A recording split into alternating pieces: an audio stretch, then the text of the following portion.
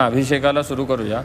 ओम सहना भवतु सहनौ भुनक्तु सह वीर्यंकरवावहै तेजस्विनावधीतमस्तु मा विद्विषावहै. ओम शान्तिः शान्तिः शान्तिः. ओम नमस्ते गणपतये त्वमेव प्रत्यक्षं तत्त्वमसि त्वमेव केवलं कर्तासि त्वमेव केवलं धर्तासि त्वमेव केवलं हर्तासि त्वमेव केवलं खलविदं ब्रह्मासि त्वं साक्षादात्मासि नित्यं ऋतं वच्मि सत्यं वच्मि अवत्वं माम् अववक्तारम् अवश्रोतारम् अवदातारम् अवधातारम् अवानुजानवमशिष्यम् अवपश्चात्तात् अवपुरस्तात् अवोत्तरात्तात् अवदक्षिणात्तात् अवचोर्ध्वात्तात् अवाधरात्तात् सर्वतो मां पाहि पाहि समन्तात्.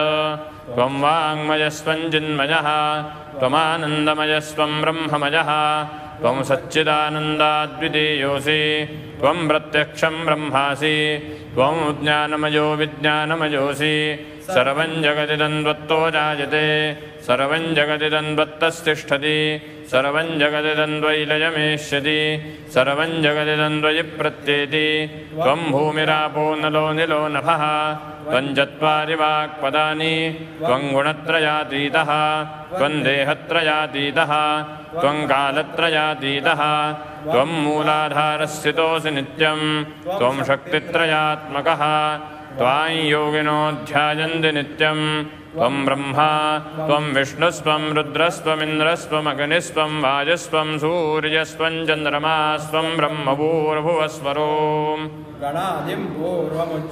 वर्णादिं तदनन्तरम् अनुस्वारः परतरः हरधेन्दुलसितं तारेण रुद्धम् एतत्तव मनुस्वरूपं. गकारः पूर्वरूपम् अकारो मध्यमरूपम् अनुस्वारश्चान्त्यरूपम् बिन्दुरुत्तररूपम् नादः सन्धानं संहिता सन्धिः. सैषा गणेशविद्या गणकऋषिः निच्छ्रुतगायत्री छन्दः गणपतिर्देवता. ओम गंगणपतये नमः. ओम एकदन्ताय विद्महे वक्रतुण्डाय धीमहि तन्नो दन्तिः प्रचोदयात्. एकदन्तं चतुर्हस्तं पाशमङ्कुशधारिणं रदं च वरदं हस्तैर्विप्राणं उपकर्णकं रक्तवाससं रक्तगन्धानुलिप्ताङ्गं रक्तपुष्पैः सुपूजितं भक्तानुकम्पिनं देवं जगत्कारणमच्युतम् आविर्भूतं च सृष्ट्यादौ प्रकृतेः पुरुषात् परम्. एवं ध्यायति यो नित्यं स योगी योगिनां वरः.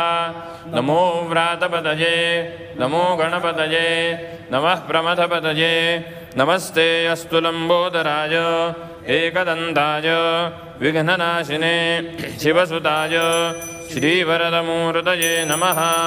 ओम अतो देवा वन्दनो यतो विष्णुर्विचक्रमे पृथिव्याः सप्तधामोभिः इदं विष्णुर्विचक्रमे त्रेधा निदधे पदं समूढमस्य पांसुरे.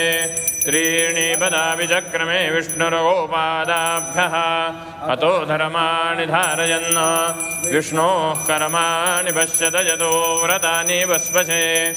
इन्द्रस्य युज्यः सखा तद्विष्णोः परमं पदं सदा पश्यन्ति सूरजाः दिवीव चक्षुरा तदं विपन्यवो जागृवांसस्समिन्धते विष्णोर्यत्परमं पदं. देवस्य त्वासविदुः प्रसवेश्विनोर्बाहुभ्यां भूष्णो हस्ताभ्यामग्नेस्तेजसा सूर्यस्य वरजसे दस्येन्द्रियेणाभिषिञ्जामि बलाय श्रियै यशसेन्नाद्याय. ॐ भूर्भुवस्वः अमृताभिषेकोऽस्तु शान्तिः पुष्टिस्तुष्टिश्चास्तु. भ्यो नमः. महाभिषेकस्नानं समर्पयामि. अभिषेकस्नानान्तरेण उद्वरतनस्नानम्. ॐ कनिकरदज्जनुषं ब्रब्रुवाणय्यर्तिवाचमरिदेवनावं सुमङ्गलस्य जगुने भवासि मात्वा काचिदविभा विश्व्या विदतो मात्वा श्येन उद्बोधीन्मासु पर्णो मात्वा विददिशो मान् वीरो अस्ता पित्र्यामनुप्रतिशङ्गनिकरदत्सुमङ्गलो भद्रवादीव देहा अवक्रन्ददक्षिणतो ग्रहाणां सुमङ्गलो भद्रवादीश कुन्दे मानस्येन ईशतमाघशं सो बृहदवो देम विदधे सुवीराः। ॐ भूर्भुवस्वः श्रीपार्थिवसिद्धिविनायकाय नमः। मोदकस्नानं समर्पयामि। आता आपण जी प्राणप्रतिष्ठापूर्वक जो गणपती स्थापन केला आहे त्याची आपण आरती करूया सगळे मिळून। ओम श्रीये जातश्रिया निरीयाय श्रियं मयो चरितृभ्यो ददाति श्रियं वसानामृतत्वमायन्भवन्ति सत्यासोमितामिददरौ श्रिय एवैनन्दश्रियामा ददाति सन्ततमृषा वृषत्कृत्यं सन्दत्यै सन्धीयते प्रजया पशुभिर्य एवं वेद नानापरिमलदुर्वाषेन्दुरशमिपत्रे लाडू मोदकान्ने परिपूरितपात्रे ऐसे पूजन केल्या बीजाक्षणमन्त्रे अष्टौ सिद्धीनवनिधिः दीक्षणमात्रे जय देव जय सुगङ्गलमूर्ति तुझे गुणवर्णाया मजकैची स्फूर्ती जय देव तुझे ध्यान निरंतर जे कोणी करीती त्यांची सकल हि पापे विघ्ने हि हरती स्वाजी वारणसी विकासे बकसुत युवती सर्व हि पावुनियन्ति भवसागर करती जय देव जय मंगलमूर्ति तुझे गुणवर्णाया मजकैची स्फूर्ति जय देव शरणागत सर्वस्वे भजति तव चरणी ईशितजाञ्जीराहे भोगविशशिधरणी त्रैलोकी देवी जयी अद्भुत हे करणी कोसावी नंदन रचनामस्मरणी जय देव जय मंगलमूर्ति तुझे गुणवर्णाया मजकैची स्फूर्ति जय देव येन वाचा मनसेन्द्रियैर्वा बुद्ध्यात्मना वा प्रकृतिस्वभावा करोमि यद्यत् सकलं परस्मै गजाननाय समर्पयामि।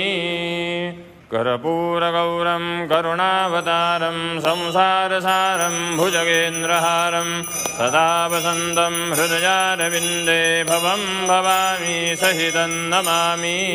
ॐ भूर्भुवस्वः श्रीपार्थिवसिद्धिविनायकाय नमः।